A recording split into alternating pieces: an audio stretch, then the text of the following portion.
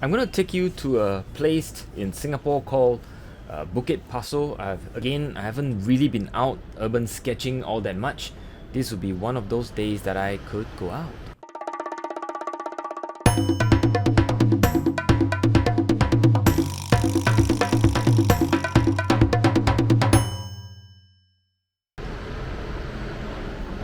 Bukit Pasoh is this area where there used to be a lot of association, clans, and so on and so forth. We're gonna take a walk, and later on we'll introduce you some of these places.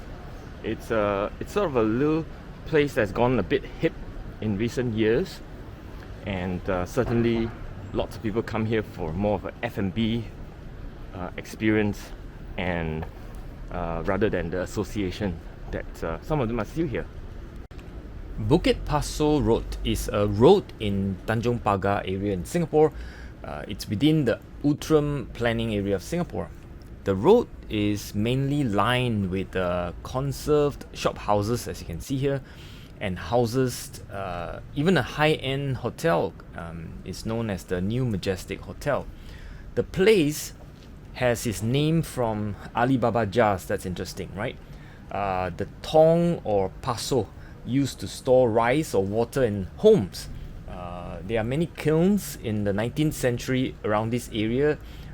These were made into pots, and this road is located on the hill that in 1830s marked the western boundary of the colonial town, because in the colonial days, these areas, they were marked into colonial areas or the local residential area. Pasoh is the Malay word for flower pot, and this was where earthen pots used to be made. The road in this vicinity, it's actually in a conservation area, and it's known as the Bukit Pasoh Conservation Area.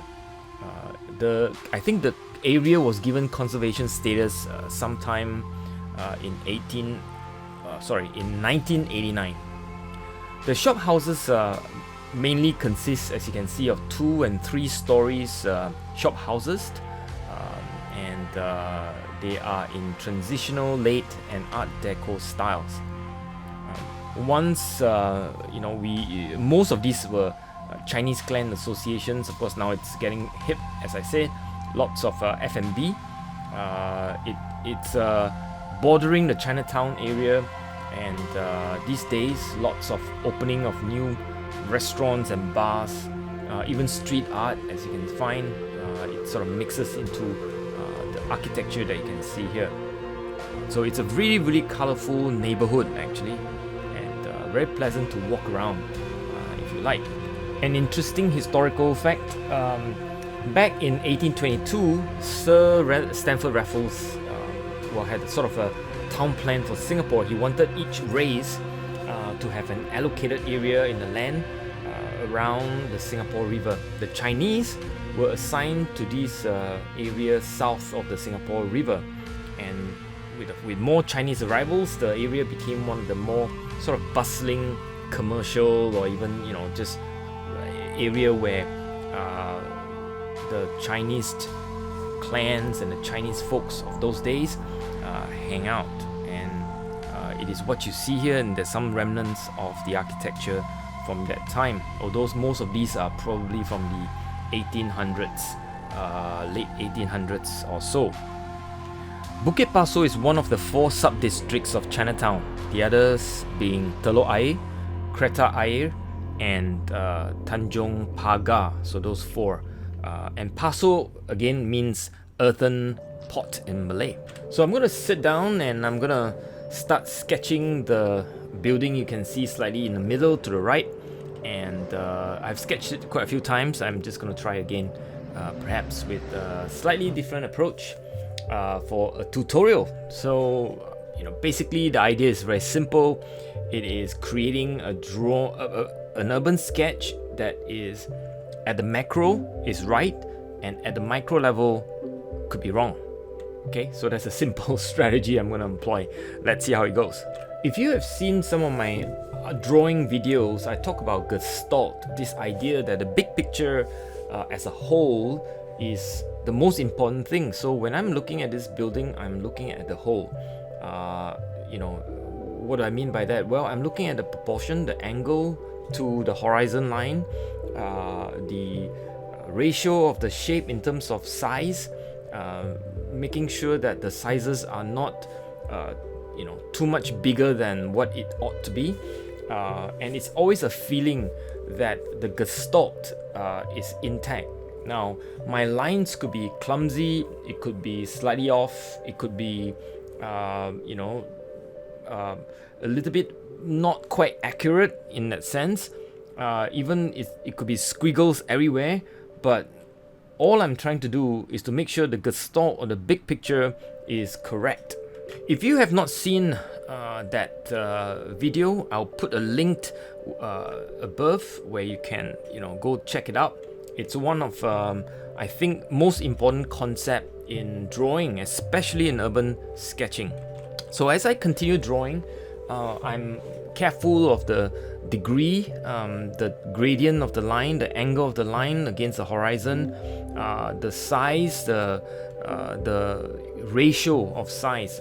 And one of the way you can do is just always measure it back against the first shape that you lay down. And from that point on, every single shape that you make is relative to the first shape that you have laid down.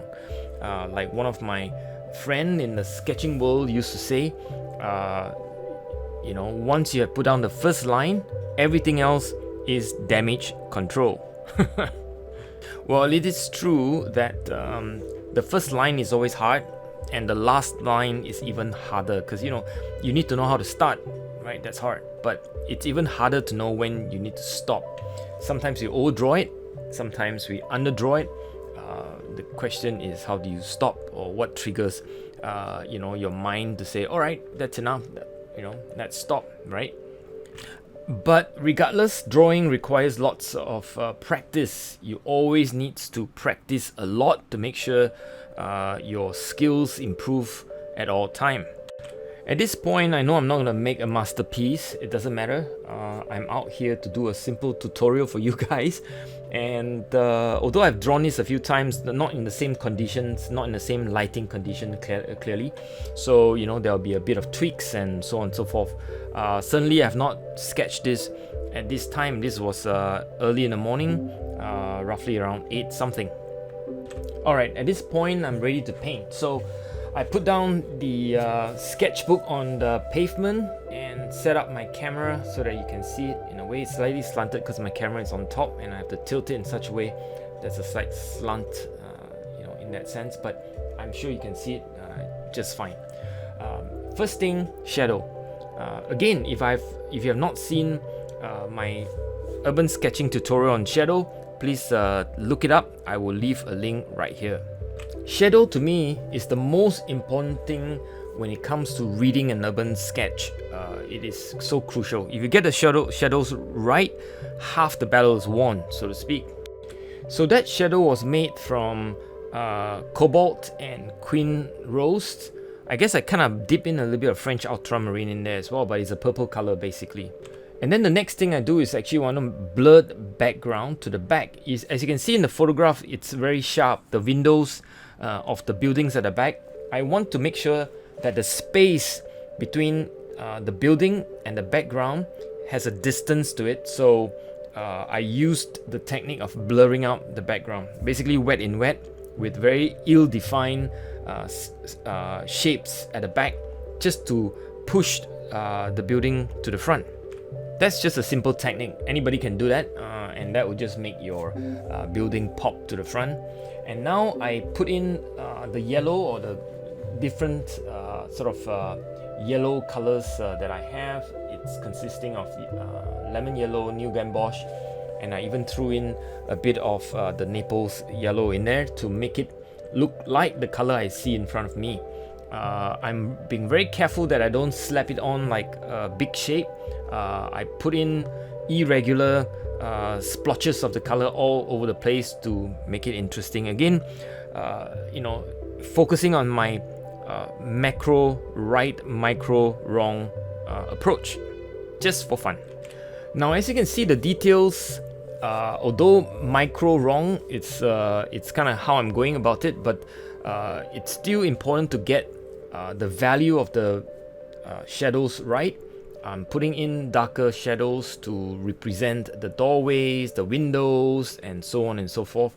And where I can see that there are actually lots of darker shadows underneath the balcony and shades and so on, and you can see it in the photograph, right? So macro right, micro wrong. Continuing with that approach, I put in darker and darker values, lots of squiggles, although I have no intention whatsoever to paint every single line and every square and every shapes that I see with my eyes. I am being consciously just squiggling away. And the darker color, well, darker underneath of the balcony, following what I see as well. In terms of capturing the values, just remember, if you get the values right, it will look okay. So for this painting session, I didn't have much time as usual. I probably had about an hour or so, and I kind of used about 40 minutes on this sketch. And yeah, I think I'm kind of there. I'm just being squiggling away all the time, and let's see how I do at the end. I think it's pretty okay, and it should look more or less like the building because I've been focusing on getting the macro correct. Now let's just go through the steps. As you can see, that's how I did the step-by-step approach of getting this simple urban sketch in order: macro right, micro wrong. And at the end, it still look okay, right? So I hope that's useful to you. So these are the fellow sketches this morning. That's Susan. Say hello. Hello. And that's June. And that's Sylvia. Hi. And all with their fantastic drawing. No, just like you. Very good. And she just started. Oh well, I gotta run. So bye. Have fun.